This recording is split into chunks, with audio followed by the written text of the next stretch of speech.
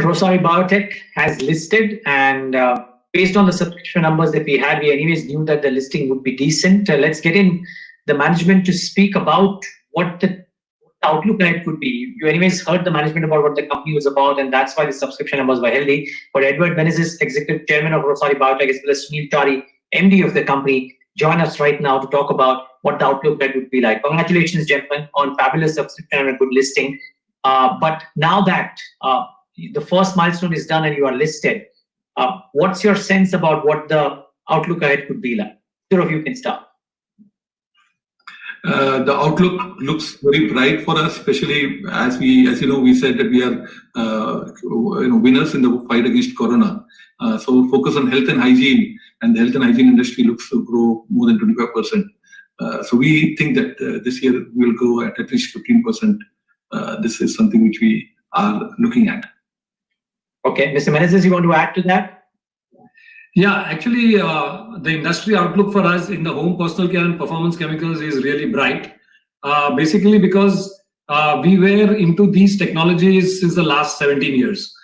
We actually were instrumental in bringing the antimicrobial technology on fabric way back in 2003. And therefore, we got a head start during these times, and it was, a windfall for us. So in the last quarter also, the major portion of our business came from the home personal care business, and the other two businesses are also picking up. Say, for example, in the last quarter, if our capacity utilization was 55 to 50%, this has now picked up to 65-70%, and we are pretty confident that by the end of August, beginning September, we should be back to normal. Whereas the home personal care has clearly outbeaten the other two businesses. Okay, we'll also come and talk about the expanded capacities as well, and the expanded that is coming on stream. But just a quick follow-up to that, again to either of you.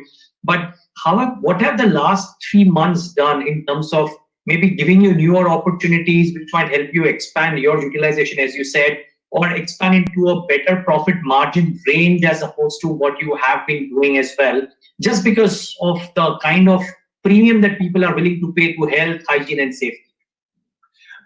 The sanitizer business grew very, very hugely. So last year, the sanitizer business was practically very little, but suddenly it grew. And because our facilities were fungible, we could prove to everybody who we talked in the March that the sanitizer and disinfectant has now become a major part of the business. So this quarter we are about 65% or more than 65% in home personal care and performance chemicals, when the average was 47% last year. Of course, the gross margins in the home personal care and performance chemicals are higher than the other two segments. So it also this quarter we expect better margins than the normal. And just a follow up there, because we did a small story on BloombergQuint a couple of weeks back about how everything linked to this pocket is doing well. It's not just the final product prices. I mean, IPA prices moved up, and therefore raw material costs, etc., will also have done there, and maybe supply crunches were there. Maybe production manufacturing also kind of came under a bit of a pinch. Did you face any kind of those issues in the April to June quarter? And is it likely that because of the virus now spreading into the interior parts as well, that either your markets or your production facilities or your labor could come under a bit of a cloud? We had a lot of problems and obstacles regarding supply chain, labor, raw material sourcing. But because we are cash rich and we had money to pay upfront, and we were able to get higher realization from the customers, we were very happy to give higher prices to the suppliers, to the packaging supplier, to the raw material supplier, and even labor. So today we are at paying a higher premium to the labor, so that we have adequate labor at the factory. And similarly in the delivery logistics, we paid higher amount of money. For a Bhiwandi tempo would take 5,000 rupees. Normally we paid 15,000 rupees in March, April, and May. But we ensure that things are delivered to our customers on time. Okay. And was the capacity utilization level that you spoke about, which is at 65-70, I heard Mr. Menezes speak about, is that a factor of also not enough labor being there in the earlier quarter to service the heightened demand, or do you reckon that both the availability of labor as well as the demand for the products would actually inch up now in July and August? Yeah, actually, what has happened in the last quarter was the textile was completely closed in the month of April, and that's why the capacity utilization was less, and it was made up with the home personal care and performance chemicals. But as I said, that as the units start opening up, and by August we feel that textiles will come up to the last year's or even higher levels or at our budgeted levels, and animal health and nutrition also is going to grow, because a lot of what we call it as sieving has happened in that industry. So we find because of being a debt-free company after the IPO as well as a cash-rich company, we will stay put in that industry and really take advantage of that situation.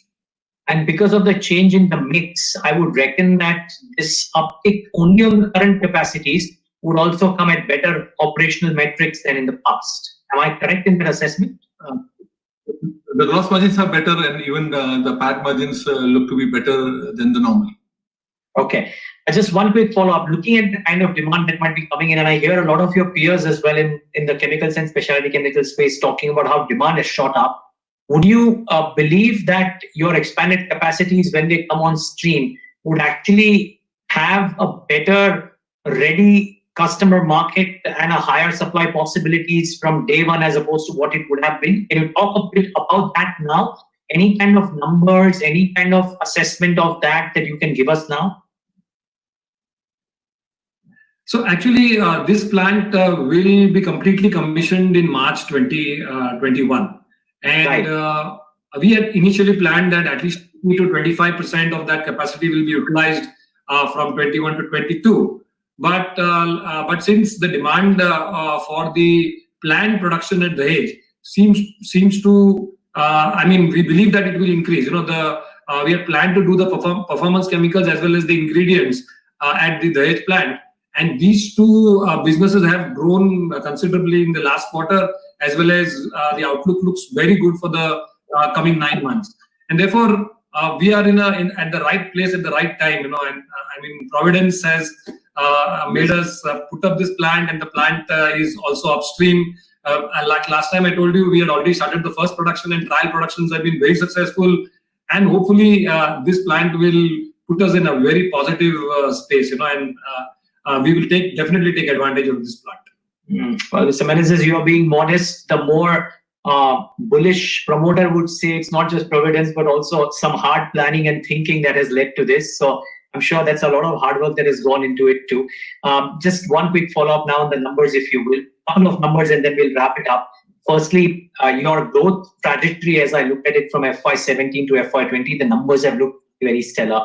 You have new capacities, better gross margins on the existing capacities, newer product lines. Are we to assume that the growth rates, if not the numbers obviously, but the growth rates can actually continue at least for the foreseeable future? Is that a safe assumption, or on a higher base, maybe there could be some bit of moderation? We think that 15%, because the first 3 months were not 100% as per last year's average. We see a total growth of 15% year on year this year. No, but what about FY20? Let's assume FY21 is a different year, and very few companies are actually talking about even 15% growth.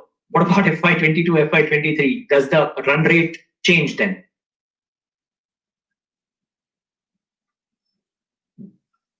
The new facility at Dahej is starting in FY22. Okay. So we feel a 20 to 25% growth, which is the industry for us, could be very good in the year FY22 and 23. Okay, one final question, and that is on the return ratios. Again, the growth that you depicted over the last 4, 5, 6 years is on the back of fairly healthy return ratios. Do you reckon, even though there is a new plant that is getting commissioned, upon its normalization, you could actually be in or around those ratios, ROC, RO, NW about 30 to 25 or thereabouts?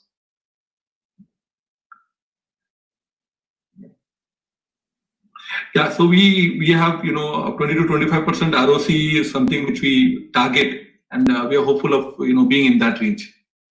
Okay. Well, gentlemen, I won't take more time. Congratulations on very healthy subscription numbers, and all the best for the quarters ahead. Thank you so much for speaking to us at BloombergQuint.